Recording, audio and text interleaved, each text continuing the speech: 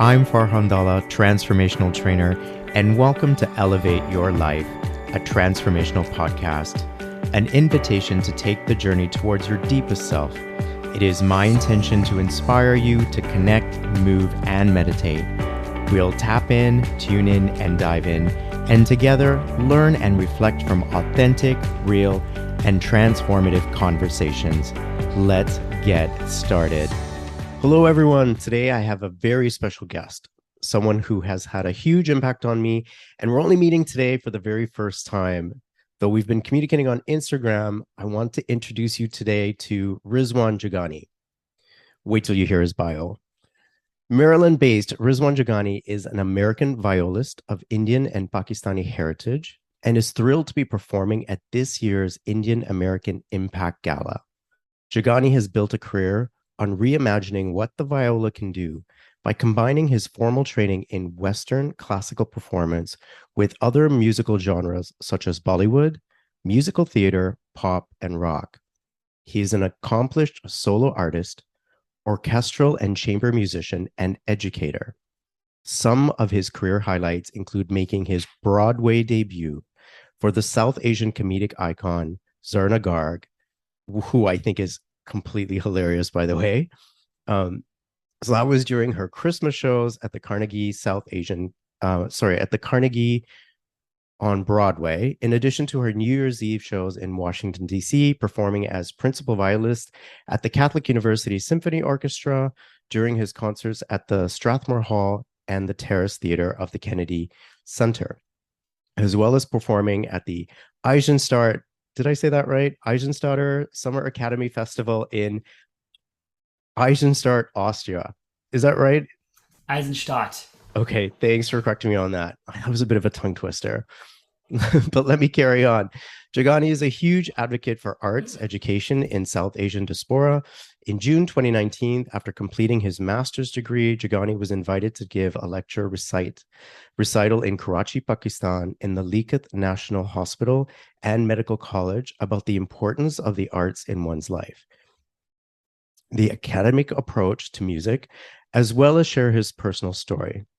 In 2022, he was invited as a guest to the Aga Khan University in Karachi, Pakistan, to present at the Sixth Sense Forum, a lecture series geared towards presenting new ideas. He gave a presentation on redefining culture and professional norms from the lens of a South Asian American musician of the Western classical field. Jagani is currently pursuing a Doctor of Musical Arts degree from the Catholic University of America in Washington, D.C. He has attained a Bachelor of Arts degree from Austin College, a Master of Music degree from Carnegie Mellon University, and an Arts Diploma from the University of Nevada, Las Vegas. Rizwan, welcome. Hi, Farhan. Thank you so much for having me here today. You're so welcome. I hope I did that bio justice, but I think by the time everybody meets you today, they'll have a really good idea of who you are and just how impressive of a person you are, not just in your career, but also as a person, a human being, a Muslim, and just a kind human being. Thank you. That really means a lot to me. Thank you so much. It's true. And I want to say that you and I have a bit of a Karachi, Pakistan connection because I did spend some time at the Aga Khan University myself. I actually, that's so cool. Yeah. In 1997, were you born then, by the way? Yeah, I'm 93. So okay, so in 97, I volunteered at the Aga Khan University Hospital in the Department of Physiotherapy, and I went there right after graduating and finishing university, and that was my first official sort of job in the field of physiotherapy, and I spent about 6 months there. That is so cool. Yeah, my my uncle works there right now in oncology, and so he was able to help me out with the Sixth Sense Forum, and it was a really, really cool experience getting to go there because their campus is incredible and the facilities are really fantastic. Yeah, and I'm sure it's grown huge since I was there. Mm-hmm. But having said that, Rizwan, I learned about you this past April as I was scrolling through Instagram, and I came across a post on the Queer Muslim Project page, and I read your story, and as soon as I did, I knew that I had to connect with you. I reached out to you, I messaged you, but I want to share with everybody here today what you wrote in that post and why it grabbed me so much. The title reads, Gay and Muslim, it was not allowed. Growing up in Dallas, Texas, in a conservative Shia Muslim community was never easy. I now live in Washington, D.C. For years, I had a strained relationship with Allah and Islam. I felt like I was not a true Muslim and that I did not belong to the faith. Oh, sorry, this is tough. A few months ago, I finally accepted my sexuality, and when I did, I grew closer to Allah. I recognized that Allah made me this way and that I was not a mistake. A gay Muslim, a violist, and friend. During this month of Ramadan, I hope to strengthen my love for Allah and further understand my purpose in this world. I knew that music was one way I could change the world, but maybe I was meant to do more. For all those Muslim boys who feel different in a world where it is not celebrated, can finally feel seen. To my younger self, that you were a powerful being waiting to shine. Like, how beautiful was that? Thank you.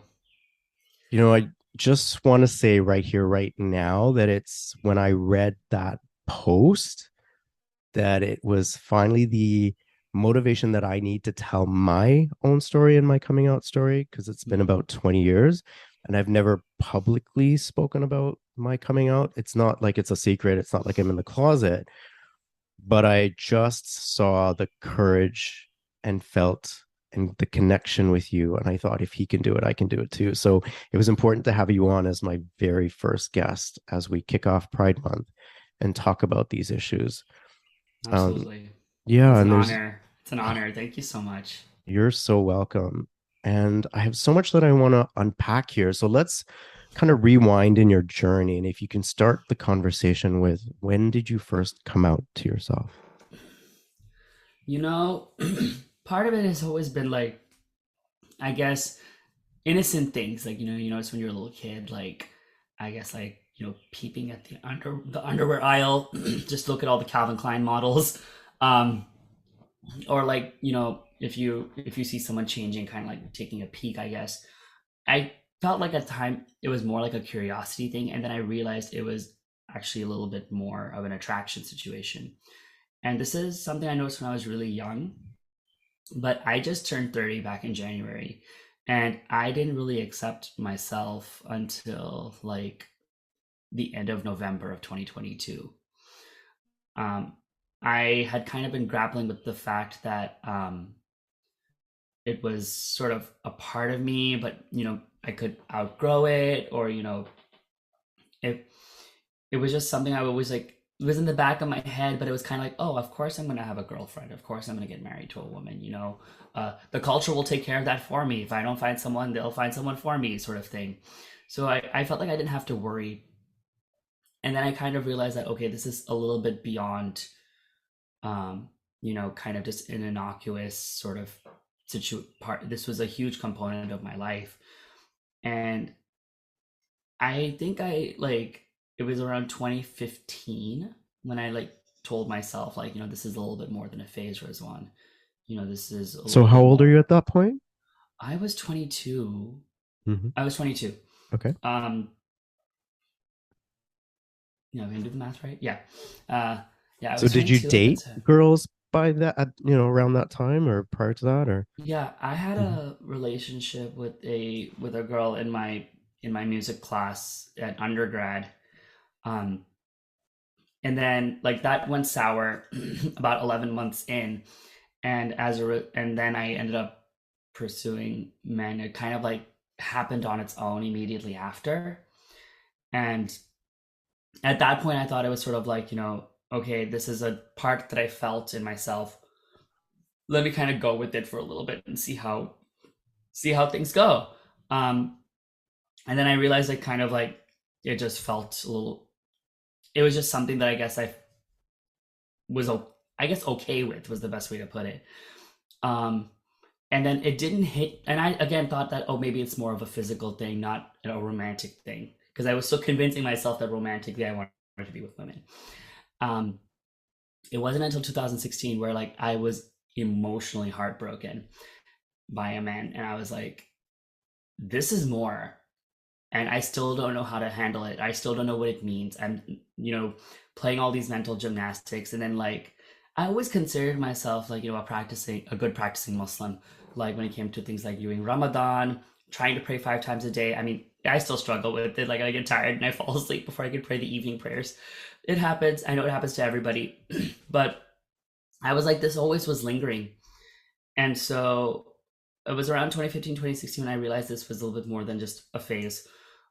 But it took me until 2022, late 2022, to sort of accept that, I had been made this way. And like, I remember like going on the prayer mat, finally starting to pray again because I was getting ready for a religious trip. And I was like, you know what, if I'm going to go on this trip and all of my friends have been encouraging me that I can go on this trip, I thought that, let me start praying again because I wasn't really praying that much.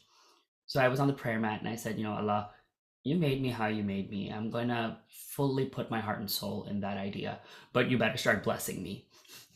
And then more and more, like I saw my life starting to have a little bit more clarity. I think one of the things I pray for the most is clarity. So like I think it finally dawned, like hit me on like November 2022 that this is who you are, and that's perfectly fine. Yeah. It's What like was the journey like to get to that point where you could, in what you describe as self-acceptance? it was a lot of, I gotta say, talking to different people. It really helped when I spoke to other queer people who were spiritual. I will say it's very hard to find other queer Muslims. Hmm. It's almost impossible, because we're sort of given this, like here's the red door, here's the blue door. Red door is you be gay. The blue door is you be Muslim. Like there's no door in the middle that takes you to the same where the paths meet together. Mhm. Um, so a lot of the people I spoke to were non-Muslims, but were very rooted in their faith, but also queer. And I think having that support really, really helped. Um, I also regularly participate in support groups by Desi Rainbow Parents and Allies, which is an organization by Aruna Rao, and it's for people like me, and include and even expands to their parents and families. So I'm hoping one day my parents can like partake in stuff like that, so they can gain different perspective. Um, but it was a lot of like talking to different people, understanding, working through the feelings, therapy. Um, to get to where I am today, am I still, going through all of those emotions? Yeah. But it's nice to be on the other side of always doubting myself. Now it's more like, okay, this is who you are, and let's find your place in the world versus finding myself first. And I think when you wrote that post, immediately at the top, when I saw the words gay and Muslim in the same sentence, to me, that was huge progress because those are two words that are never said together, let alone written or something that you would read about.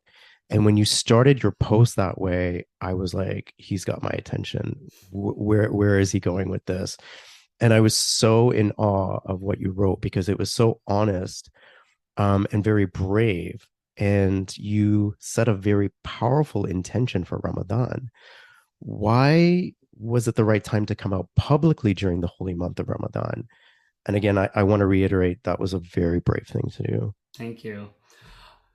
So for me, like I always had a love-hate relationship with Ramadan because it was this idea that, during the day when you fasted, it was kind of like, okay, let's be good Muslims. And then it's like when you break the fast, it's kind of like a little hint of normal life returns because, you can eat again, you can kind of move about. When you're fasting, it's kind of like, it's a lot more introspective, you're low, your energy is lower. So you kind of play to that. Um, and I always remembered other Muslim friends when they talked about the excitement of Ramadan, that like, oh my goodness, Ramadan is coming. For me, it was always full of dread. Or like when Ramadan was halfway and people were like, oh my goodness, we're already halfway through the month. Where did it go? For me, it was like, okay, I cannot wait for this month to end. Because I always felt like, it was always very conflicting because I never felt like I deserved the month's blessings. I was like, being me as me, I that automatically labeled me as a bad Muslim, or in some people's eyes, not even a Muslim. So I was like, why am I here? So I felt like on the most important day of the first day of the most important month of the Islamic calendar, I saw this as a moment of me coming into my own power because I feel like as South Asians, when we're so hugely part of a greater culture, a greater community, we don't have our own individual power. And this was me coming into my own individual power in a month where we find our own spiritual power. And I didn't know what the month was going to bring for me. I just knew that I wanted to make it special. And that was why I felt like that was the time for me to share this part of my life with the world, because it what better than a month where as a Muslim I can like build my life a little bit and focus on spirituality and focus on strengthening myself as someone who has gone through this whole battle already. And it's like, okay, I am ready for Ramadan after having gone through this. And that was the reason why I picked Ramadan to sort of re- disclose this information publicly. Yeah, I mean, you could have kept that to yourself, but you chose to go on Instagram and tell the world what you were doing at a time where Muslims all around the world were stepping into the holy part of the practice of what it means to be Muslim for those 30 days or whatever it is. And I really admire you for that. Thank But you. as a practicing Muslim, how did you go from what you describe as a strained relationship with Allah to where you came out as gay and then it actually grew you closer to Allah? I think it was this idea that I stopped fighting him. I remember like literally yelling at him on the prayer mat, being like, I don't want this. I don't want these urges. Like take them away from me. Like, why am I made this way? And so I felt like I was being punished. I felt as though this was like, just an unfair test or unfair situation. So it made me wonder, it's like, what do I have to be grateful for to my creator? I mean, he's made me in a way that is going to like, that I can't reconcile with personally, and that I'm going to struggle with in the community if they find out, or, mannerisms, people's gaydar, if you will. They're going to like pick out these things, right? So no one's going to really feel as though like everyone's going to be like, oh, is he actually straight? Oh, is he? People love to talk, and our people can turn it into an Olympic sport if they wanted to. And so when I finally acknowledged that I was Allah's creation, and if in every verse of the Quran it says the most beneficent, the most merciful, those are words of kindness. Those aren't words of a creator who is actively trying to punish or, put bad in someone's life. And so I thought of this as, this is me. Like, this is how I was made to be. And I should love my creator for that, because maybe something beautiful is going to come from this, whether it's my life or whether it's an impact on someone else's life. And I was like, but I said to Allah, I was like, you better start blessing me, because I need a sign that this is who I am. And lo and behold, like I noticed things starting to open up. There was a lot more clarity. So I felt like that was where my relationship with God grew. It was like when I finally realized that this is who I am and this is how He created me, then I grew closer. It made me want to pray more. It made me want to think about Him more during the day, in the sense of like, if I was facing a struggle, or especially with Ramadan coming up, I was like, that's the month where you really call upon, the blessings of God. So that's where I'm at today, and that's what took me to get there. I concur. And I think what helped me to realize was that it just did not make sense to me that the power that created me would punish me for the way in which I was created. That didn't make sense to me. And if what created me can only be defined as love, then there cannot be any sort of punishment or hatred rooted in any of that. And so that's how I sort of came to terms with that. And much like you, what I love is that you created your personal relationship with Allah, because it is a personal relationship. It's only between you and Allah and no one else. Religion is there and it guides us. But at the end of the day, it's really what we feel in our hearts and the way we communicate. And I have my own, rites and rituals and my own forms of prayer. And my religion is there, and I do lean on it. And I do believe in the principles of kindness and doing good deeds and the very foundations that I think make us good people.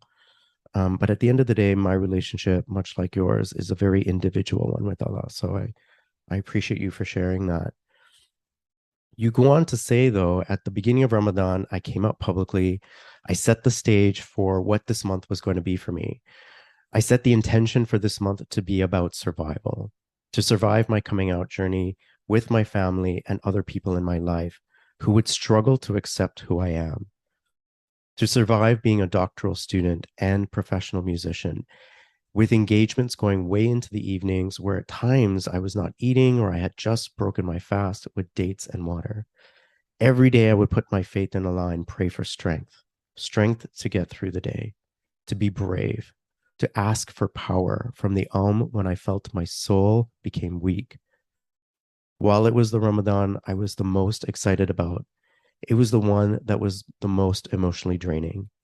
I at times wondered what kind of test Allah was giving me during the holiest month of the Islamic calendar. Again, this is a very honest and vulnerable post, and I really admire you for sharing that.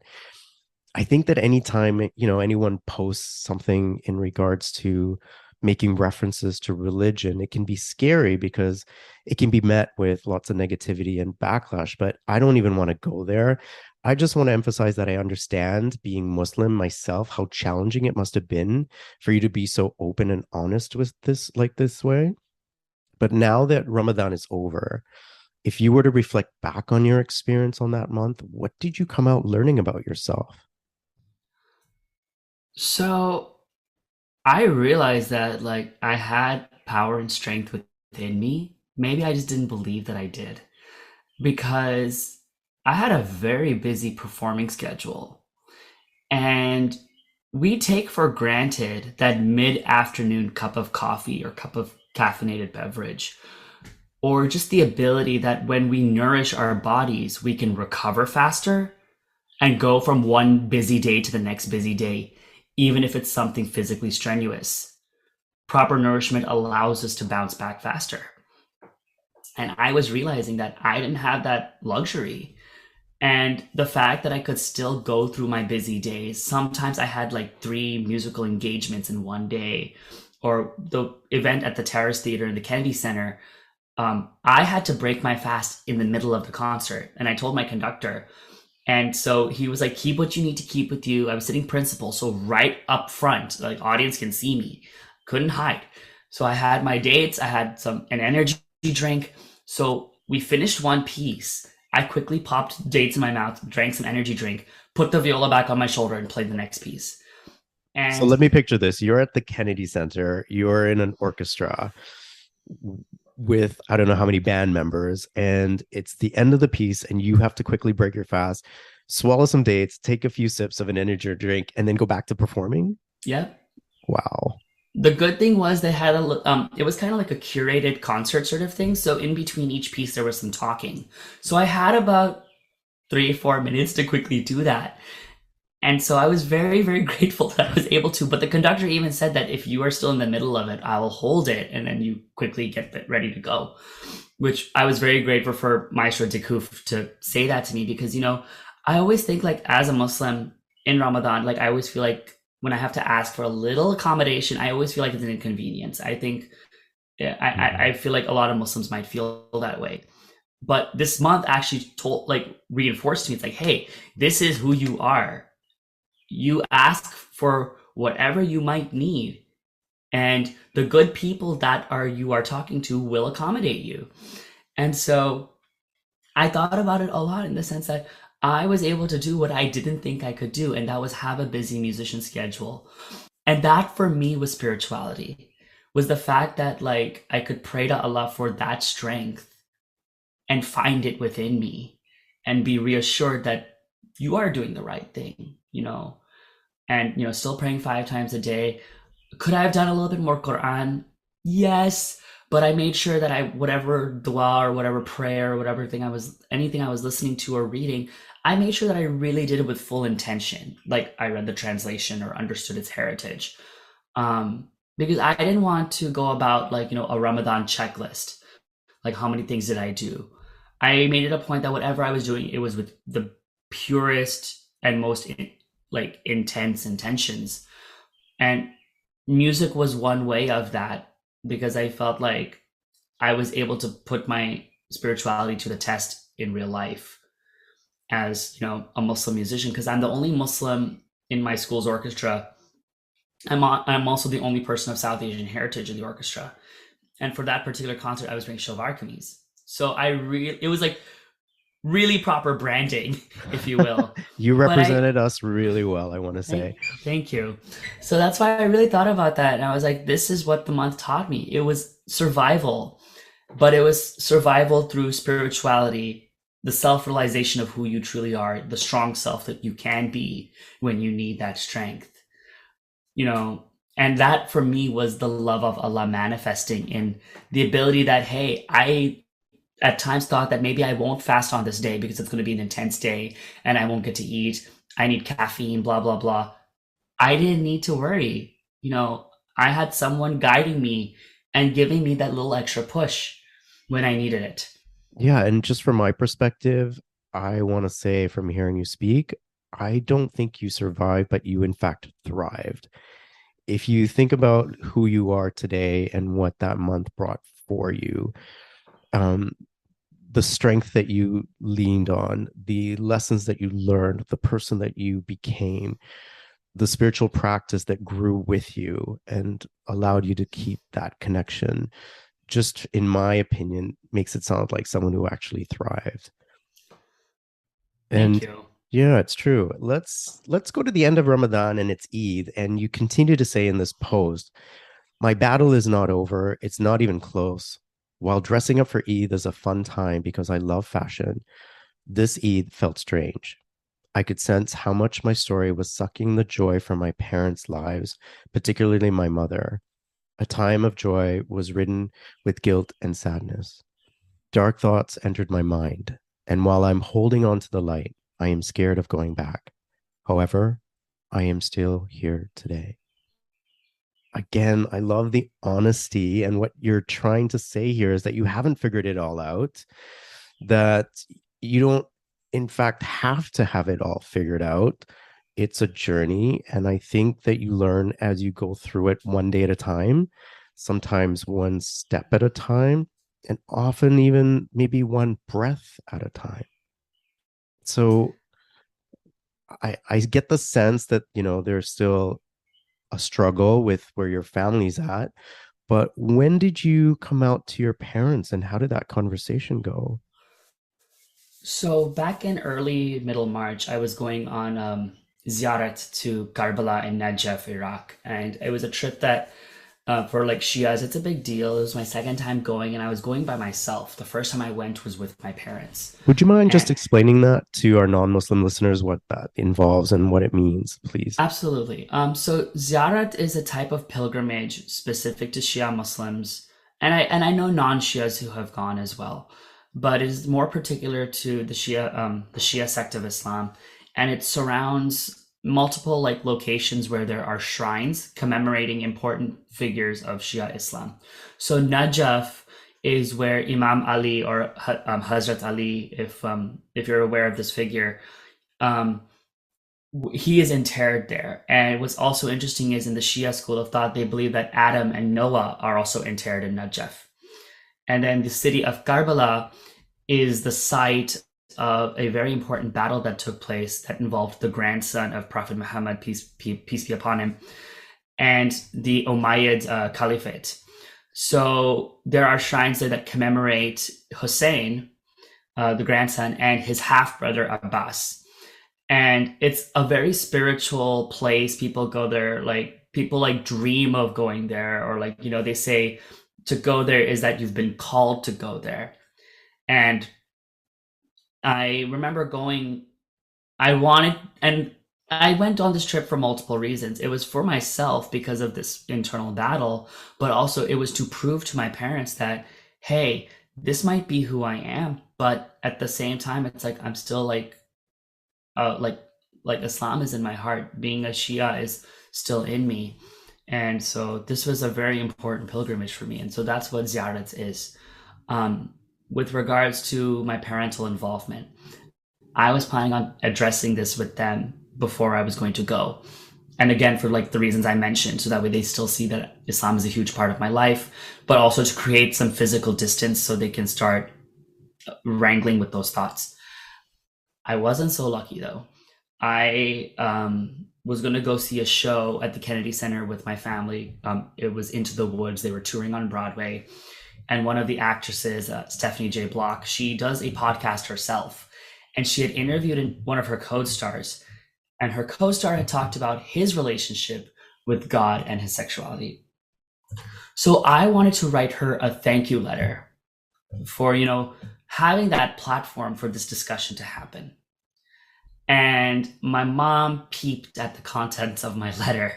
And in the letter, I did mention the whole being a gay Muslim thing. And Right. so I essentially got outed to my mom.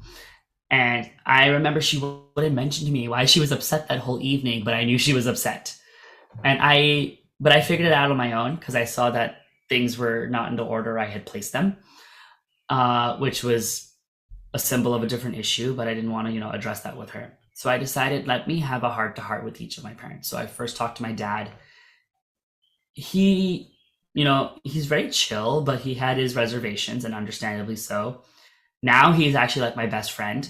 I can talk to him about almost anything. My mom is still wrangling with all the information. And I know it's going to take her a long, long time, because what I've been hearing more and more from other people, especially mothers, they say that, when our child is born, we have dreams for them. Mm-hmm. And one of that dreams is like, their son finds a beautiful bride, they get married, and they have children. And the thing is, that dream is essentially a loss that she is mourning. Mm-hmm. And when I think about the fact that like me being my authentic self is causing her being upset, it creates a lot of guilt and shame. And shame is something that we are taught so early on. It's so ingrained in us that it's like, no matter how much therapy you get, you never fully make peace with some of these things. Mm-hmm. And so that was sort of how this stuff got addressed to my parents. When I posted the stuff on Instagram and Facebook, I made sure to like block them from it so they wouldn't see it. And same thing with family members. But of course, there are people that told them that, oh, did you see what your child wrote? Or did you see what Rizwan wrote? Because again, gossip culture and South Asian culture go hand in hand. Right. So that was my experience with my parents and with my family. Yeah, and one that I can somewhat relate to. And I know that it's like you said, when they learn the truth, they go through a grieving process because they have to let go of the image, the ideas, and the dreams of what it is that they knew their son or child to represent for them. And so they need time to reconcile with that. And I will continue to hold space for you, to support you through that process. And certainly what I can offer in terms of advice in this regard is very little, because it's an area that I still continue to struggle with. But like I said, we don't necessarily need to figure everything out today, but we can lean on each other, support one another, and help each other through. Mm-hmm. And I think that's the most important thing.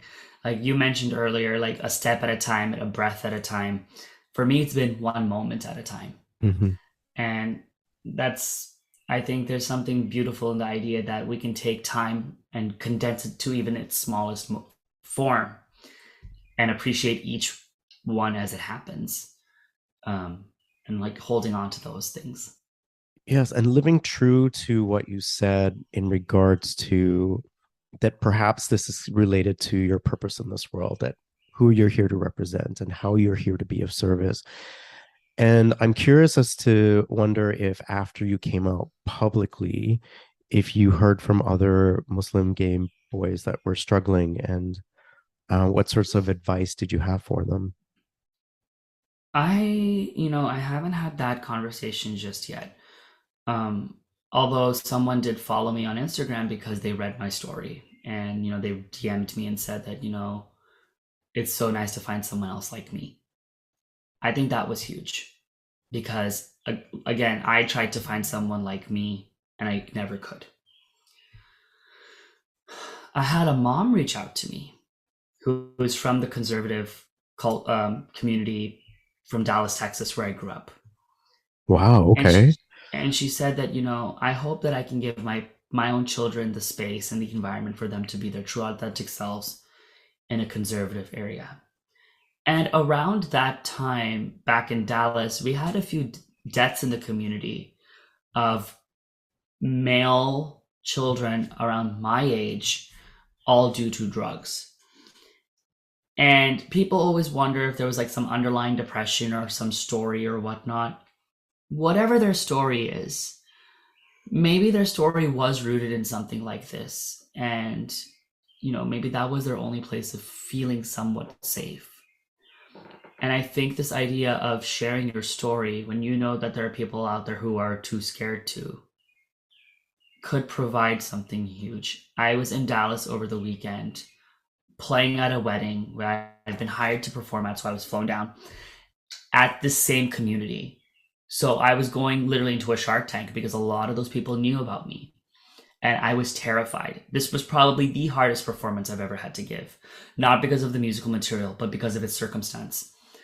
But I had two people who were queer, Shia Muslims, confide in me at this wedding. One Wow. person one person I connected with on Instagram, so they knew of me and wanted to meet me at some point. It was just a happy coincidence they were at the wedding. And another woman, and a woman who was also identified, as queer, and she was like, and she just told me, but they both said to me, "Your post gave us strength," and it made me realize one very, very important thing. And it's, again, everyone's at different points of their lives. But I think when you see a personality who identifies like you, that's one step. I can name a lot of queer South Asians. But when you understand their stories and you learn a little bit more than what's on the surface, I think that's where the connection happens. And Mm. that's sort of where the being seen happens. Because especially as a Muslim, that's the biggest thing for me was my story needing to be seen by other queer Muslims. And from the lens of someone who's practicing and rooted in their faith, which I think is great. Um, it's it goes to show you just how important your post is and your story and what you're sharing. When I was coming out 20 years ago, there was no one that I knew that was queer and Muslim. There was no Instagram, there was no social media. There was no one on television that was queer or Muslim, anyone that I could see or identify myself with. And it was a very isolating and scary experience. And it still is for a lot of people, as you can see. And that's one of the reasons why I wanted to do this podcast. I want people who are listening to this, who may be struggling, who are scared, to reach out. You have two voices here right now that are standing in our truth, that are standing in our power.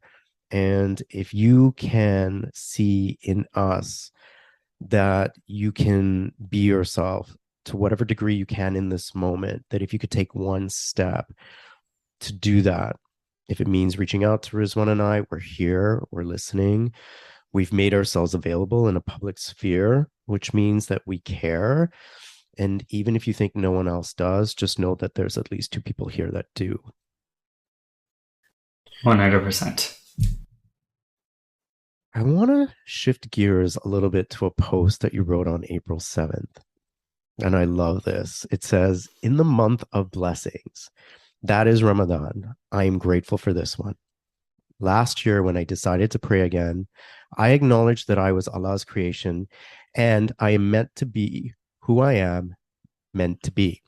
However, I told him to start blessing me. Shortly after I met Stephen, this amazing man who has shown me what love is, has stood by my side these turbulent weeks of coming out, has made beautiful music with me, has helped me become a better person, and has brought me closer to Allah. Thank you for being an amazing boyfriend, partner, and companion to me. I love you." Rizwan, you're blushing and no one can see that right now, but I can. You're turning so red. But you posted this, and again, like I commend you for going public with this relationship. So let's dive into this part of your life, your romantic life. Tell us about Steven. Like, what's it like to be in a relationship with a partner and to be in love? You know, I was never the kind of guy who dated. I think it was just because like, growing up in a conservative Muslim family, it was kind of like you go to the mosque, men and women are separate. So it's like you never see someone of the opposite sex. And it's like, okay, you have to get married to a girl, but don't talk to the girls at school because if they're not Muslim, you can't marry them. So, but it's like fast forward to your teens, it's like, okay, time to get married to a girl, but it's like I don't even know how to talk to one. So it's like, did I turn out this way because I don't know. I always like to make that joke. I always like to make that joke. But I Steve and I connected at the end of last year. Literally about 2 weeks after I had that conversation with Allah and said, better start blessing me Okay, how did you meet though? online, as Okay. one Right. does in this era. Um, and so our conversation went from like dating app to Instagram to texting. Okay. And we were going to meet like it was like December 14th. We were talking, and we were going to meet on the 26th. And I told him, I was like, look, that's far away. I would like to not wait that long to talk to you. So I said, let's FaceTime. And we FaceTimed for about 3 hours on the first meet, like first So your first interaction. date is kind of over FaceTime. That's such a Yeah. modern relationship. You met online, your first date was on FaceTime. Right. Like, I mean, I feel like, I mean, it's you're a one. unique individual. Like, you're definitely like not conventional in many ways. So I wouldn't expect anything less of your romantic relationship. So here we are. Go Here on. we I are. love this story. And so when we finally met in person, like he said he knew the moment he met me, like I was the one. Wow. As someone who hasn't had very many romantic relationships and just in the fact that I didn't always date, it took me a few it took me some moments to kind of like understand where my emotions were coming from, what I was feeling, and then it kind of all made sense. Um it's been beautiful, and it's made me understand that like way modern pop culture portrays love as like material objects versus the fact that he has seen me go through absolute mental gymnastics with my family, and him dealing with some of them in auxiliary because he's my partner, and also like there's no manual for stuff like this. So it's like I'm just thinking on my feet. Like sometimes I'll say something and he may not understand, like it may not make sense. And then we have to have a whole conversation about like, why we may have to approach something a specific way. But the patience, the kindness, the listening, the empathy, these are all the things that I've always wanted with someone. And it's kind of just the sense of feeling at peace. And that's sort of what being in love feels like right now. It just is a sense of being at peace. And I will definitely say that like when he and I are together, we kind of forget the rest of the world exists, which is really nice because things get crazy here. So when I'm with him, it's like I can forget all about that. Okay, I love the expression on your face, and I wish everyone could see it because you're gushing when you talk about him. And hopefully, when he hears this, he'll be like, "Yeah, I know that face." Yeah. So, have you seen the movie Breaking Fast? It's excuse me, it's on my list. I haven't Okay, seen it yet, but I've seen the preview for it. okay. So, for those who don't know, it's a gay rom com, and it's about Mo, a practicing Muslim living in West Hollywood, and he's learning to sort of navigate life after a heartbreak. He goes through a breakup, and then he meets an American guy named Cal. But it so happens that when they meet, it's Ramadan, and so it is the it's like their romantic start of a relationship, and it's Ramadan. And what happens is Cal helps him by breaking fast every day during Ramadan, and they eventually end up falling in love. It's a rom-com, it's a happy ending. But I thought about that movie when I read your post about Steven, and I was kind of wondering, how did you two navigate Ramadan? So I had like some kind of specific boundaries just for the month, that I made him aware of, and I kept on telling him from the lens of, hey, even if we weren't dating, this is something I was upholding myself to. Um, and it was it was kind of like, again, moments at a time. Like, there's specific decorum rules you adhere to while you're fasting, of course. So I was like, this is the lay of the land. I'm gonna follow it just because we're dating. I'm not gonna budge on these things. I want you to understand that this is a very important time for me, especially at this point in my life. A little bit of growth pain, and that's normal. And I don't, and I the fact that he went through all of this with me, I give him 100% credit for that. Um, and but the nicest thing was, like, when I was fasting, he would not eat or drink in front of me. Um, he is a vocalist, so of course, like, when he has to sing, he would obviously, drink water or whatever, but the only situation when that would happen. But otherwise, he was like, we were exploring DC together and we were fasting. It was the first day we had met in Ramadan, so we were like running around doing things for hours, and I wasn't eating or drinking, and he didn't do that either. Um, and I will say, like, in that, like, he always made it a point, like, to ask me, like, have you prayed? Have you been a good Muslim today, and all that stuff. And like little things like that. And I think the other thing was, because I had someone that reassured me that, I'm a good person and all these things, and I'm a spiritual being. It was, in a way, also what helped me get closer to God in that way, was just sort of having someone else in my life that could reassure me of these things. I love that. And does he have a religious practice or a spiritual practice that he follows? So he was born into Christian faith, and with stuff that has happened in his life, he doesn't really practice that much now, but he does perform as a church musician. Um, However, I will say that in getting to know me, he has wanted to learn more about Islam, Interesting. Okay. which is really cool. And I have to always tell him, like, don't combine the culture that I grew up in with the religion. The two do go hand in hand, but that's because of how modern man has chosen to go about it. Hmm. But it's like, when you separate the two, especially all the crazy desi stuff, there's a lot of beauty that comes from the faith and what it preaches. And I think that is something that has interested him. And especially because of his Christian background, he finds all the similarities and then, like, subtle differences too. So we have connected over that, and that's been a beautiful thing too. I love that. And I love how you separate the culture from the religion. So let's touch a bit about the culture a little bit. Did you introduce him to your parents, and what was that like? So with my parents, he met them first being my musician friend, as one does. And because we met before New Year's, and New Year's was when he asked me to be his partner. And so whenever I would go see him on the weekends, it was, I hated lying. I hated lying, but I would say that, I'm going for a gig with him. Right. And because it was so convenient that he's also a musician. Um, but You're still a good Muslim, Rizwan. Don't worry about it.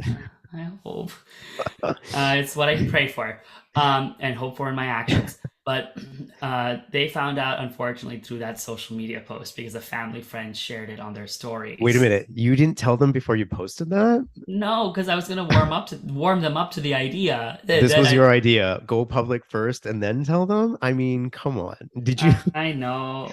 You have to you would know have this thought was that. not going to end well. But anyway, go on. Or maybe it Well, did. I didn't know someone would put it in their story. That's the thing, and it would be like someone who was like a family friend. Right. So then my mom saw the post, and she's like, "Can you take that down?" And I'm like, "I don't know if I'm going to take that down." But now they have met them, they've met Steven, they've met him as, my partner now, and it's a slow road. Right. My dad again is a little bit more chill. My mom is like, I don't know how I feel about this, but I told her, I was like, I'm happy. Mm. I'm like, she's like, she thinks about it as like a right now situation as opposed to like I'm in it for the long run situation. And then I told her, I was like, you can't guarantee a long run situation in every, like, even in like a conventional heteronormative marriage. Yeah. Like, you'll have the big wedding with all its grandeur, and then maybe things go south not even a year in. But everyone goes in thinking it's for the long run.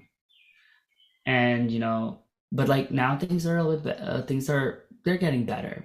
I told him, I was like, your parents love me, but they're also like 2 years on the other side of what you went through. And I might be dealing with much different things than you are because of just how the culture is. South Asian culture, I feel like, thrives on gossip. And it's scary it's scary, but it's also hilarious because whenever you have like a visiting imam or like a religious speaker giving a sermon, they always talk about gossip. And it's Mhm. like, they do. And my mom's always like, they always talk about this. And I'm like, they talk about it because no one's learned yet. It's like, keep things to yourself. Right. Don't have tea parties and then talk about and then spill tea. Like, Hmm. keep it in your cups and drink it.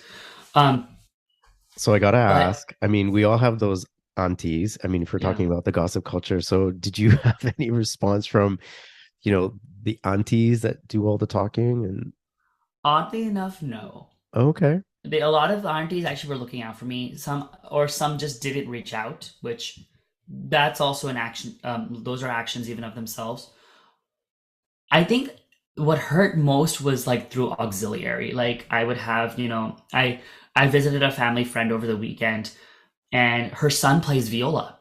So I gave him a lesson, and his mom was taking videos and pictures, and I was like, holding his shoulder up so that way he would have good posture, or like helping him with his hand. And like someone reached out to her and said that, he's gay. Why is he in your house? Like, don't you care about your children? Wow. And I'm like, it is 2023. Right. Like, some of y'all have like one brain cell and it's getting lonely, Hmm. or like y'all need a hobby or something. And I think that hurt me more. Hmm. I had like family friends I had known for like 20 years, like, light up my DMs about like, what you're doing is like tearing your family apart, or like, this is not how Islam is. And I grew up knowing that they were very conservative people, so the actions didn't surprise me, but it Yeah. also alerted me that this wasn't someone I could reason with. So fortunately I had to, prune a bit and cut certain things out of my life. Which happens. And I really get upset when people say this is not what Islam is, because when they say that, that is really their interpretation, because there really is no true context that says that.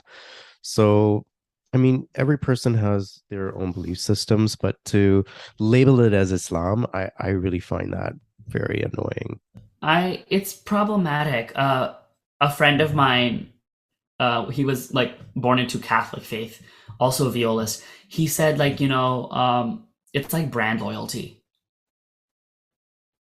Religion is like brand loyalty in a way, because like even within like one faith you'll have so many different ideas, and you have different people that perpetuate different ideas, and those ideas have their following. So like even in the concept of any sort of same-sex relationship, you're going to have people that preach against it and will have their following, and the preacher will know what the following likes, so they keep giving it. Or even like on a broader scope, like, you'll have Pakistani people who like Urdu majlises as opposed to English. So they'll have their favorite Urdu speaker, and they will always go to that speaker for their favorite Urdu majlis or something of that sort. Mm. And it's a matter of, I think, understanding that one, the faith is a lot bigger than we realize, in the sense of like, the knowledge. We may not know everything, and not everything has sort of been unearthed even in its own right. And two, it's also looking beyond the worldview of the congregation you're sitting in. I was listening to an interview with Imam Dai Abdullah, who's a gay imam, and he said that when he lived in the Far East, he said Islam took on a lot of the ideas of Buddhism because Buddhism was the practiced religion there. It had its way of working with the culture, and that whole mix worked into Islam versus how, like, when he went to Saudi Arabia and saw how Islam was practiced there, it had a lot more of the Arab culture elements. And so I feel like knowing that and being aware that there's a little bit more beyond than the walls of your own institution. There's a whole world of people celebrating out there in their own way, or praying or observing. And I just finished reading a book by Samra Habib called We Have Always Been Here, a queer Muslim memoir. And it is true. It's like, we have always been here. It's just that our stories were never given those microphones to speak, or we were never given the strength to pick up the pen and write the story. Or in my case, type it into the ether. Which is why this is an exciting time. And for me to be able to be here 20 years later, to go from living a secret life to having a podcast and sharing our conversation and stories is huge for me and for you and all those that are coming up after us. So hopefully we are creating an opportunity for more people to open more doors so that they can speak their truth, write their truth, and just represent their truth without fear. 100%. Rizwan, you are an incredibly accomplished artist. And we could have a whole episode talking about your musical career. I've had a chance to listen to your work on YouTube. I love it. You are so talented. Thank you. You know, when I stepped into the fitness industry 30 years ago, there was not one brown person in the industry working in the fitness industry. I didn't have no one that I could look up to. There was no one on the cover of Men's Health, on television. It was a tough career to break into, but I persevered, and I was fortunate enough to be in magazines, be on a television show, be on the Canadian Reebok team and travel the world and do fitness. But there was nobody there that looked like me. And so I was stepping into a field that I wasn't sure I was going to be accepted. What's it like for you? Like, when you pursued music, was there anyone that was brown and queer that you looked up to? Whew. That was a hard one, because I will say in high school, there was a time where it was like, okay, you're doing this now, you're going to start college, let's focus on something else. I did not take that. I was like, I still wanted to do viola. I had a lot of colleagues that, played played an instrument, and then they left it after a certain point because it was like academics, GPA, this, that. I still made it a point to keep viola part of my life, even though at that time I still wanted to, go into a very different academic field. Nowadays, there's a whole group of us, and on Instagram, there's actually a hashtag called South Asians in Western Classical. And through that, I've met other violists. I have one friend who's also a violist, and he's also queer. There's actually a really funny thing about violists being gay. It's really funny, but it holds like 90% truth, at least, I think. But like, I've met like opera conductors, composers that, are all South Asian, finding their way in the field and making their own stamp. And that's been amazing, because it's kind of cool in the sense that I do my own thing, but I'm one of many others doing their own thing. And it's like, we all help each other out. We all support each other. And I think just knowing that there's other people like me, even if they're not with me in the same room, I think it's just beautiful knowing. In similar perspective, in Ramadan, I performed a piece called The Armed Man by Carl Jenkins, and it's a mass. So it's choir and orchestra. The second section of that piece is called The Call to Prayer. There's no performing in the orchestra or the choir, but there's an offstage reciter who is doing the adhan. It's written into the piece. And I'm like, I'm a Muslim musician. I just had a big moment of my life. I'm fasting in Ramadan, and I'm performing this piece. And I was actually asked by the person who hired me to make it a point that you need to wear something ethnic for this concert. So like I had just gone to Iraq, so I bought like a black thobe. I had a scarf that I wore around my shoulders for the performance, and that I can send you that picture if you want to see Yeah, it. please do. Okay. But like I thought about that, I was like, okay, this is bigger than what I could have ever realized. And like again, I might be the only South Asian in this group right now, but it's like our cause is so much bigger than Right. just like the one number in a certain situation. Amazing. And as a special treat, you've agreed to offer to play for us today. Yes. What's the piece that you've selected and why? I think since a lot of our conversation today was rooted in spirituality and religion, I'm gonna play a piece that has been a huge part of my life, and I played it just this past weekend in Dallas. It's by a very famous Qawwali singer named Nusrat Fateh Ali Khan, I know who that is. and the piece is called Wohi Khuda Hai, which will also be on my YouTube channel. So today, everyone would get a little teaser of my version of this piece. Okay, we appreciate the teaser, and I just want to introduce you all today. Playing on the viola, I present to you Rizwan Jagani.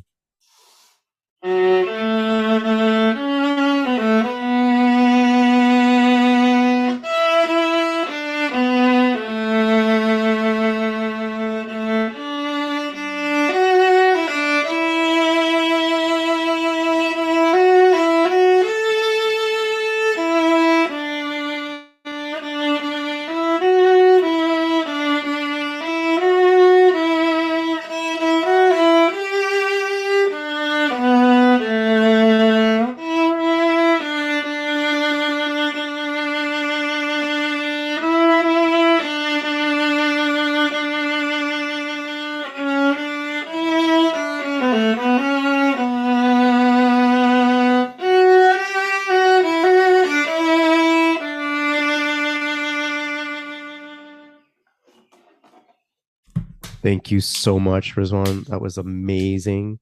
And as Rizwan said, you can listen to the full version of that piece on Rizwan's YouTube page. As we wrap up, Rizwan, I want to thank you for being my guest. I want you to know that you are an inspiration, you are courageous, and I know that you are definitely helping many gay Muslim boys and men and women come to terms with their truth and also possibly helping to strengthen their relationship with Allah. I can't thank you enough. I will be following your career closely. Thank you. And for all those listening, I will have Rizwan's contact information, including all his social media links, in the description of this podcast. Rizwan, I think you're amazing.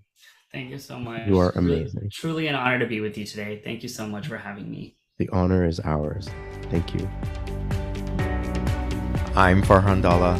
Thank you for taking the time to listen to today's episode of Elevate Your Life, a transformational podcast. I hope today's conversation has elevated you in some way and inspired you to connect, move, and meditate. I'd really appreciate your support by following and rating this podcast. Come back soon and join me for another transformative conversation.